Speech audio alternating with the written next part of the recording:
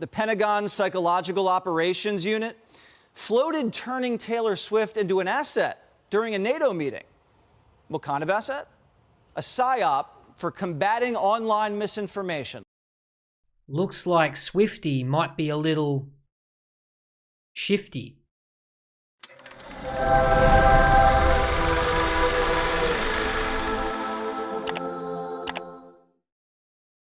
G'day guys, this is Holy Critics signing in, and today I'm going to explore two of the wildest conspiracies you're ever going to hear about Taylor Swift, who is far and away the most popular celebrity right now, selling out packed arenas all across the globe. So first up, we've got Jesse Waters of Fox News, who speculates that she is an asset of the intelligence agencies. And he points to two examples proving his point. A NATO conference where they discuss her ability to be a powerful influencer on her followers, and also her work with Vote.org in terms of pushing young voters towards more left-leaning ideologies. So let's watch and see what he has to say. Taylor Swift's the biggest star in the world. Sorry, Gutfeld. She's been blanketed across the sports media entertainment atmosphere. The New York Times just speculated she's a lesbian.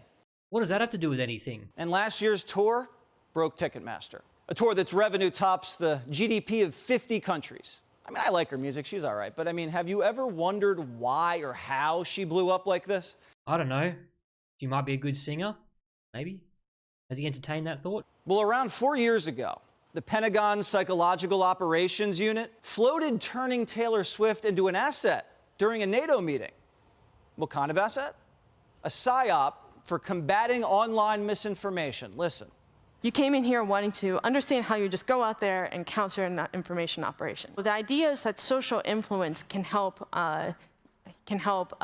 encourage or promote behavior change, so potentially as like a peaceful information operation. I include Taylor Swift in here because she's a fairly influential online person. I don't know if you've heard of her.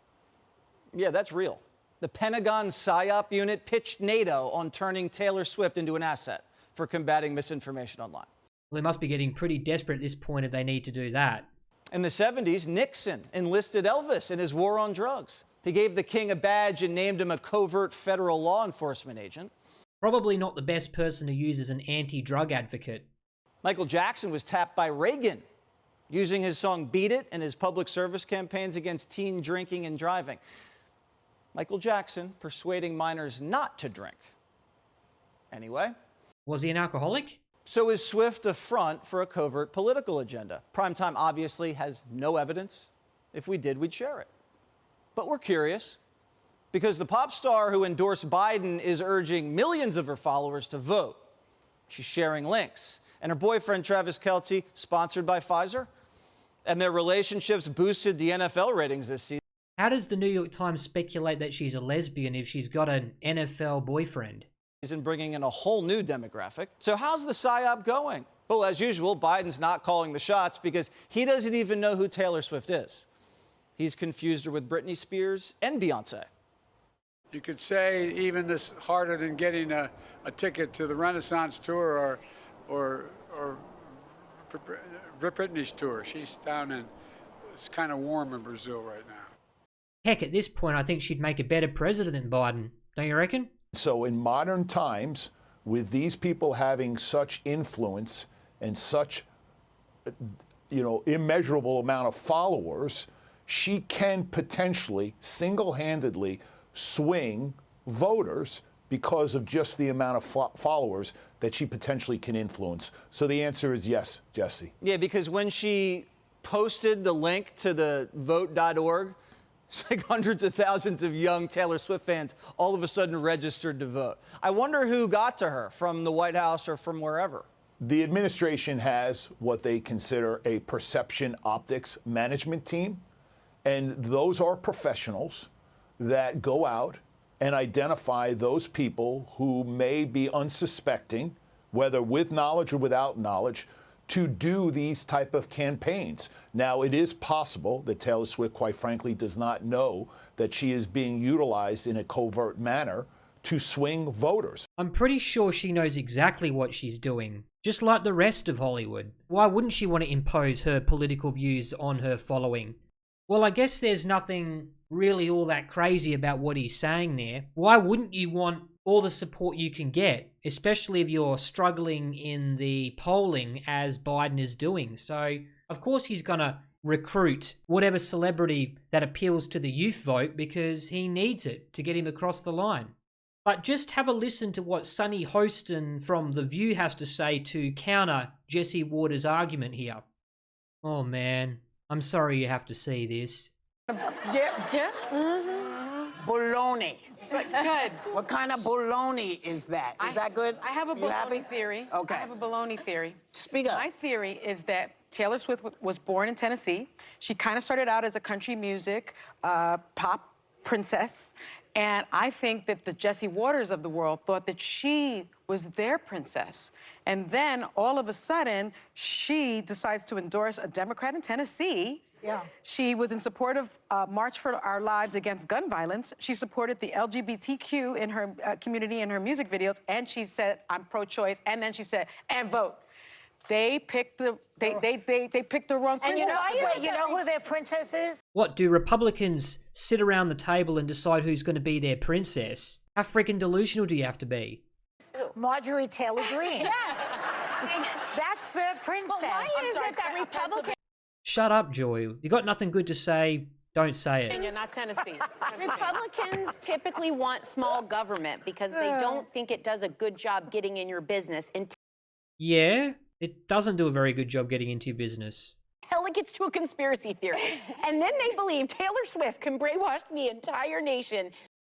No, they're not saying the entire nation. She's just one cog in the machine. Pretty big cog. She can certainly reach tens of millions of young girls. Is she denying that? The execution and cooperation on that is next level. I'm No, tired of dumb people. Yeah, and we're tired of you too, Whoopi. I'm tired of it. I can't handle it. You have a legal. Then go away. But I just want to note a very senior Trump advisor, who I will not repeat his name, also tweeted, "What's happening with Taylor Swift is not organic." Dun, dun, dun. No, it's algorithmic. Like, what? No, her music is great. They're bops. We love it. It's because it was country, Tennessee, and now it's not. And a woman is kicking butt. Now they have Lauren Boebert. Good for them. Oh, I have a legal note. A Pentagon spokesperson pushed back against Jesse Waters' claim, saying in a statement, quote, "As for this conspiracy theory, we are going to shake it off." Oh, okay. Like they shake off all those UFO sightings? You really trust the Pentagon to tell you the truth? What a bloody airhead she is. Okay, so now we're on to our second wild conspiracy. And here's where things get a little bit darker. Because Taylor Swift has been recently accused of promoting witchcraft in her tour performances. And what I'm about to show you is a damning, no pun intended, piece of evidence, footage taken from one of her concerts of her performing an occult ritual. So we're going to get into that in just a second, but I first want to read this article for context. Taylor Swift's Willow music video includes occult worship, a concerning practice being normalized in culture across several media forms. The music video follows Swift as she tries to connect with her lover, but something always gets in their way. The couple is forced to escape different periods where they try to connect again. The cult worship scene is irrelevant to the song and doesn't tie into the settings from the previous verses. Ahead of the winter solstice, Swift also released several YouTube videos pairing those remixes with a burning Yule log. Many witches and pagans burn a Yule log on the winter solstice to brighten the year's longest night. Including the witchcraft campfire scene is confusing because it doesn't necessarily add to the lyrics and has zero relevance. Nonetheless, it's another worrying example of how pagan worship and witchcraft are becoming normalized and being pushed into pop culture. Well, that's been happening for quite a while now. Swift has continued to link witchcraft to this song during her Eras tour, wearing ritualistic attire while performing the song and having her backup dancers wear capes. Alright then, now it's time to have a look at the video.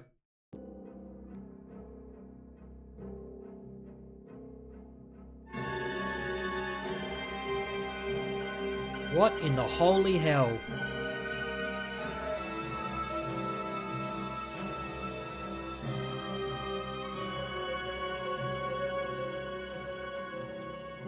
What am I looking at? Middle of a forest. Campfire. Cloaked people holding jack-o'-lanterns, it looks like. Is this a Halloween performance? What is this?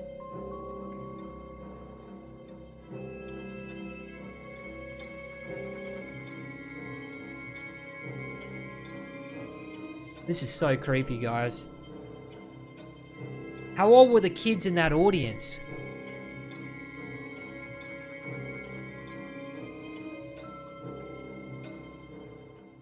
Man. You'd have to have rocks in your head if you pay to watch that, let alone send your kid to a cold initiation practice. People don't realize the danger they're in.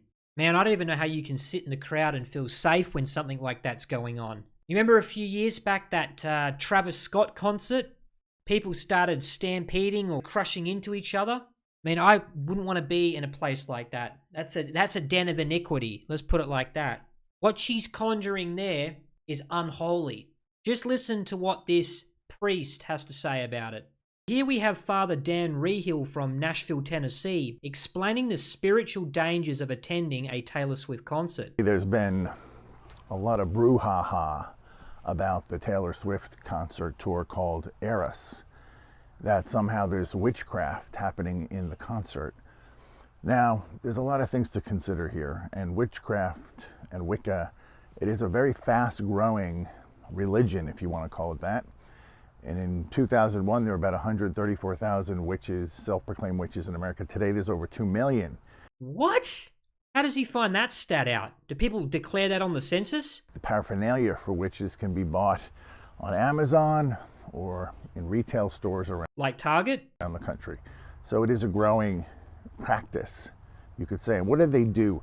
Well, they're harnessing energy, or they're trying to harness energy, and they look at the earth with the elements of water, fire, earth, and sky, and they believe that they can harness this energy in some ways to do good and in some ways to do evil.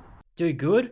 I don't think any of it's good when it comes to witchcraft. Problem with the concert is that whether Taylor knew she was trying to imitate witches or in fact was doing some kind of occult ceremony during the show I don't think she can plead ignorance on this one.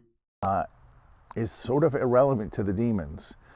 She is an incredibly talented and influential artist, and so the demons will take deep note of what she's doing and how she's doing it and who she's influencing.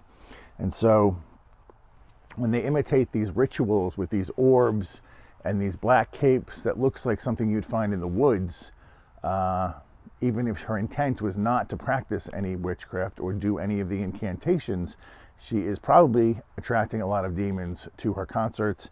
And that's where the problem can lie, because then you have these little girls who, literally sort of worship her, who are now putting themselves in a position where they could be attacked by demonic forces. So It's the modern form of child sacrifice, isn't it? not saying that's going to happen to everybody, but you're definitely putting yourself in a very dangerous situation if you're going to a concert where there's somebody who's imitating or even practicing the art of witchcraft. I would say don't do it. Skip the concert. You definitely want to be avoiding most music concerts. But what you don't want to miss is the previous video I made covering Satanism in the music industry. It's definitely an interesting watch. But before you go, please drop a comment below telling me which of the two conspiracies you've heard today are the most believable. Is Taylor Swift a government asset or a straight up witch? I'd love to know. But either way, this is Holy Critic signing out.